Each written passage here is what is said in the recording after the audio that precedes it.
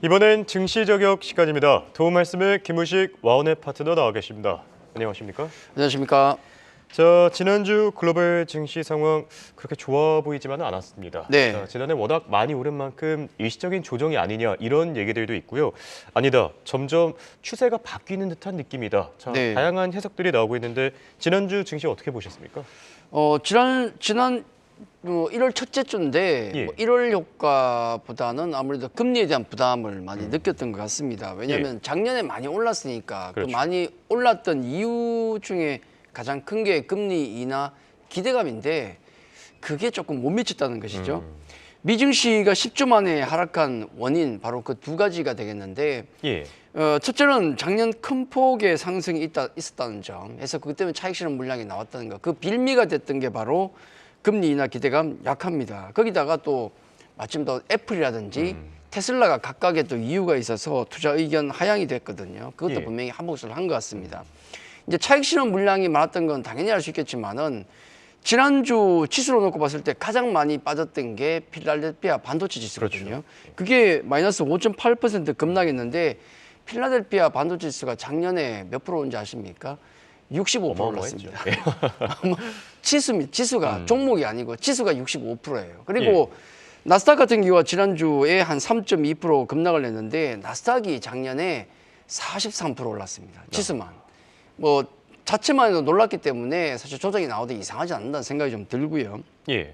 그래서 아무래도 앞서도 말씀드렸지만은 FMC 회의 FMC 회의의 의사록의 뚜껑을 열어서 내용을 확인해 보니까 우리가 생각했던 것보다는 그다지 강한 어떤 기대감이 아니더라는 겁니다. 그래서 그에 따른 그 시장을 우리가 좀 앞서간 게 아닌가 하는 그런 공감대가 서면서 차익 매물이 나왔다, 그렇게 정리가 되겠고, 우리 아까도 말씀드렸지만 애플, 테슬라가 이제 투자의 등급이 하향되면서 마이너스 6% 급락을 했었고, 아마존도 마이너스 5%, 구글, 마이크로소프트 마이너스 2% 등등해서 엔비디아를 제외하고, 엔비디아는 뭐 약보합이었죠.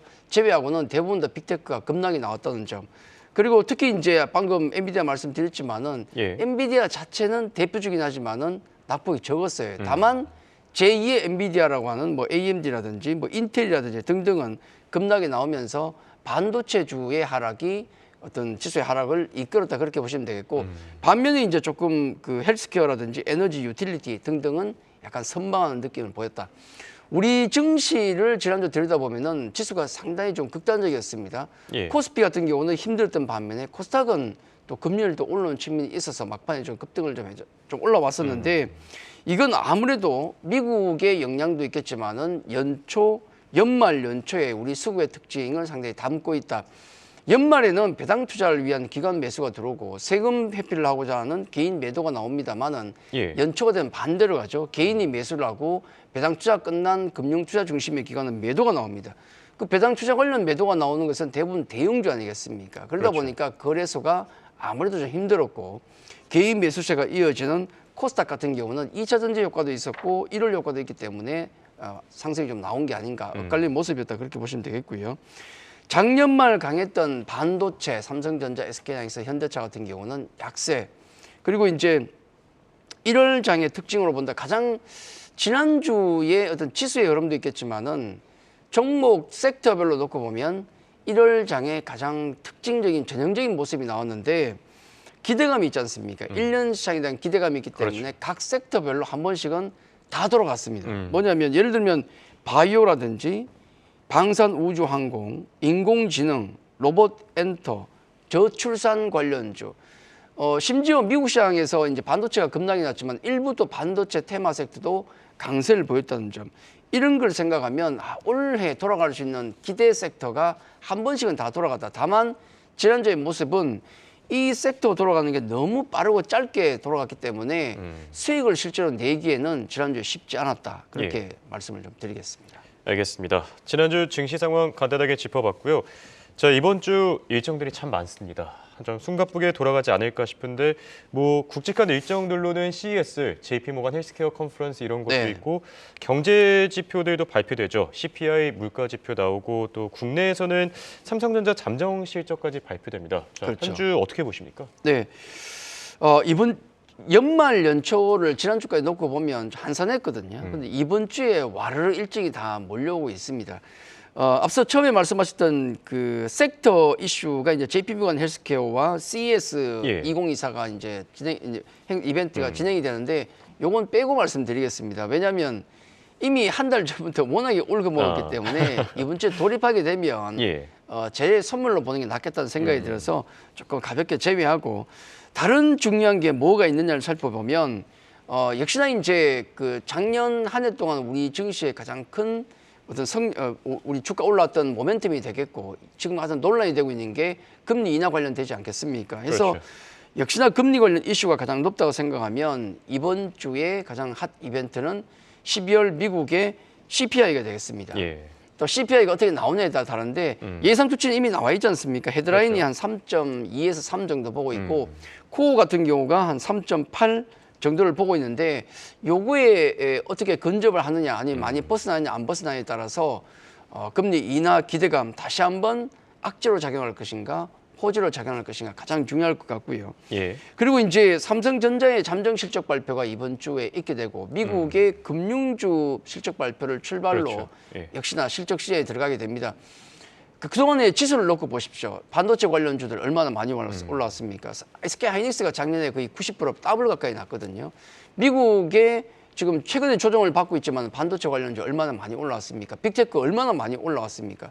그걸 감안하면 이번 주에 실적 시즌 돌아가게 되는데 거기에 대해 전체적으로 기대감보다는 현재 주가를 과연 이 실적들이 설명이 가능한가 아마 거기에 포커스를 좀 맞추는 게 좋지 않을까 말씀을 좀 드리겠고 기타 우리나라에 이제 옵션 만기이 되겠는데 지금 수급이 워낙 우리 증시에 많은 영향을 작용하다 보니까 이 만기일 같은 경우도 그 전후로 해서 수급 흐름이 바뀔까 좀 지켜볼 필요가 있겠고 그리고 우리나라에 하는 금융통화위원회가 있지 않습니까? 예. 금리에 대한 금리에 대해서 예민하기 때문에 물론 뭐 동결의 가능성이 높겠지만은 어떤 얘기가 나올 것인가. 자, 거기에도 관심을 좀 깊게 봐야 되겠고 또 하나 이제 작은 이벤트로 놓고 본다 그러면 앞서 JP모건 헬스케어, CS 2024 섹터 관련된 이슈들이 많습니다.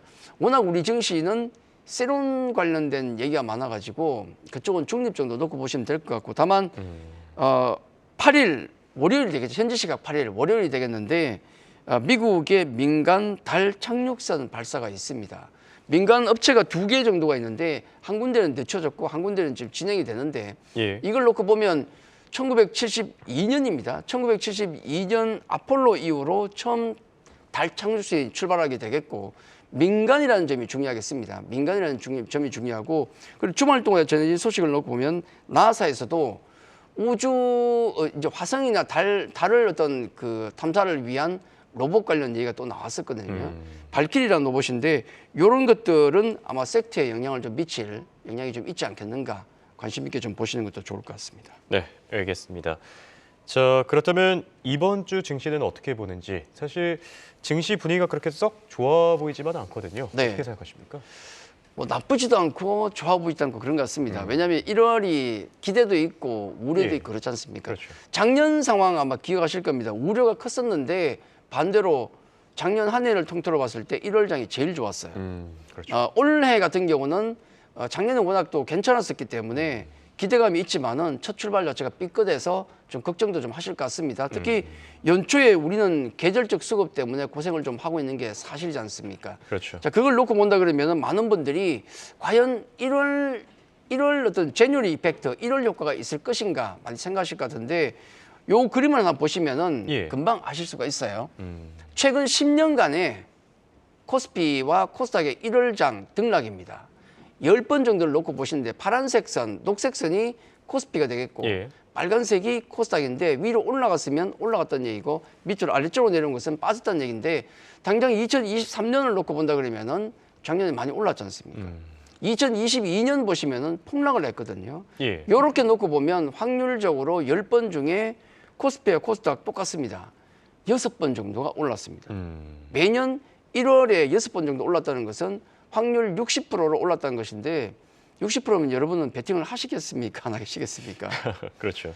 애매하긴 하죠. 그래도 확률상 베팅하는 게 맞습니다. 그리고 10년 동안 놓고 봤을 때 1월 코스피가 얼마 올랐느냐 그리고 1월 코스닥이 얼마 올랐냐를 계산해 보면은 코스피가 약 0.8% 올랐고요.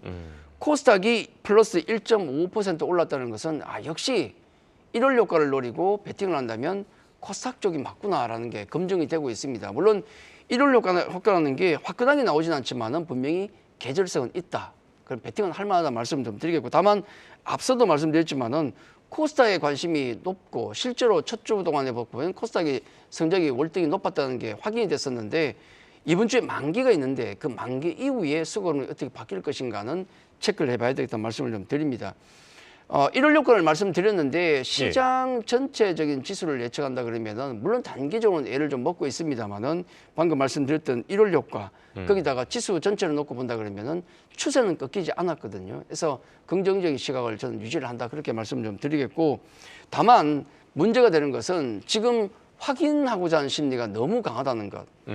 금리 인하에 대한 기대감이 높았는데 지금 약간 기대치가 낮춰지면서 확인하고자 하는 심리가 굉장히 강합니다. 그래서 이번 주에 CPI를 발표를 앞두고 있는데 거기에 대한 관방세가 좀 있을 것이다 말씀드리겠고, 그리고 두 번째로 이제 실적 시즌이 다가왔는데 실적 시즌도 마찬가지로 확인하고자 하는 심리가 너무 강합니다. 실적 시즌 다가오면은 보통 실적이 좋은 종목이 차별적으로 가는 흐름도 나오지만은 전반적으로 놓고 봤을 때는 일희일비의 장이 굉장히 강합니다. 그동안 주가가 이만큼 올라왔는데 과연 그만큼 올라올 자격이 있었던가, 거기에 대한 확인 작업이 들어가기 때문에 그 실적이 발표될 때마다 박스에 갇힌 왔다 갔다 하는 장세가 강하다는 점을 생각하면 아마 시장은 조금 갇힌 흐름이 나올 수도 있다. 그렇게 말씀을 드리겠습니다. 알겠습니다. 자, 이번 주는 좀 잘 갔으면 좋겠는 마음인데요. 사실 냉정하게 보면은 지금 국내 지수, 이 해외랑 비교했을 때는 조금 아쉬운 면도 있고요. 또 이 종목들 순환매가 너무 빠르다 이런 생각도 들거든요. 어떻게 보십니까? 우리 증시 솔직히 많이 아쉽죠. 2020년이 기점인데요. 2020년, 21, 2, 3, 4년까지 5년이 이제 완성이 될 건데 코스피가 2020년부터 4년 동안 얼마나 올라온지 아십니까, 여러분? 한번 찾아보십시오. 20%도 안 됩니다. 4년 동안 20%가 안 되면 누가 주식 투자를 하려고 하겠습니까? 근데 많은 제도 개선이 있으니까 아마 조금 나아지지 않을까 하는 좀 또 그렇죠. 희망을 좀 가집니다. 자, 혼란스러운 지금 증시 좀 저쪽 혼란스럽지 않습니까? 접근 방법은 전 두 가지라고 생각합니다. 고객 예탁금이 지금 바닥에서 올라온 측면이 있기 때문에 강한 테마가 지금 돌아가고 있거든요. 만약에 매매에 상당히 발빠르게 움직일 수 있는 투자분 같은 경우는 이런 종목에 투자하는 것도 괜찮다는 생각을 가집니다. 왜냐하면 1월 같은 경우는 정책 랠리, 정책 기대감이 나오기 때문에 개인 수급과 그리고 우리가 흔히 찌라시라고 얘기하는 뭐 텔레 쪽이라든지 아니면 유튜브 쪽이라든지 정보가 결합된 어떤 테마적으로 강하게 움직이기 때문에 자신이 있으신 분들은 그쪽 강하게 붙는 것도 저는 괜찮다는 생각을 가집니다만은 워낙에 빠르지 않습니까? 그렇죠. 그래서 그게 안 되시는 분들은 실적 시즌에 걸맞는 전략을 취하는 게 맞다. 1월이지 않습니까? 그러면 최소한 2024년 증시에 대한 포트폴리오 정비가 지금 1월에 진행을 해야 된다. 그렇게 생각을 하고 있습니다. 그러면 마침 또 실적 시즌이 다가왔기 때문에 그동안 테마주가 워낙 돌아가다 보니까 실적에 대한 얘기가 없었잖아요. 그래서 실적 시즌 들어가게 되면 막상 테마주들이 차익 매물을 맞을 수 있기 때문에 실적 되는 쪽이 어딘가 거기에 걸맞는 종목, 실적이 턴 어라운드 되는 종목, 실적 전망이 좋은 섹터 이런 쪽으로 포트폴리오를 정비하는 것도 2024년을 대비하는 좋은 어떤 전략이 아닌가. 특히 섹터로 놓고 보면 우리가 뭐 흔히 얘기하는 게 어느 섹터가 좋을 것인가. 그렇죠. 반도체 뺄 수 없잖아요. 그렇죠. 자동차 이제 전기차 공장에 들어서는 자동차 물론 좀 연말에 좀 조정이 나왔습니다만 관심 있게 보셔야 되고, 방산 같은 경우도 지금 전쟁이 두 개의 전쟁이 진행되는데 아직은 격화되는 모습이 나오고 있습니다. 아침에도 그런 뉴스가 나오더라고요. 방산 관련주. 또 이제 민간 우주 달 착륙선이 간다는 점을 말씀드렸는데 2024년 같은 경우는 하늘에 떠 있는 광산이라고 하는 달 개발 얘기가 나오고 있거든요. 그래서 아마 관련된 우주 항공 관련, 그리고 엔터는 여전히 잘 나오고 있지 않습니까?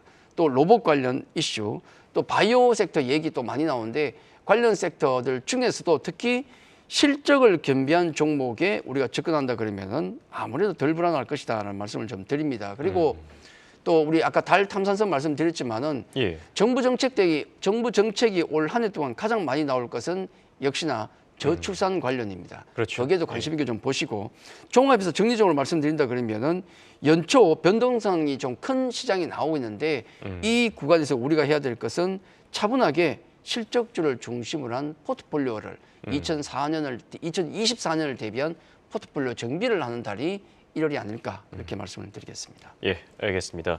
지금까지 도움 말씀을 김우식 와운의 파트너였습니다. 감사합니다.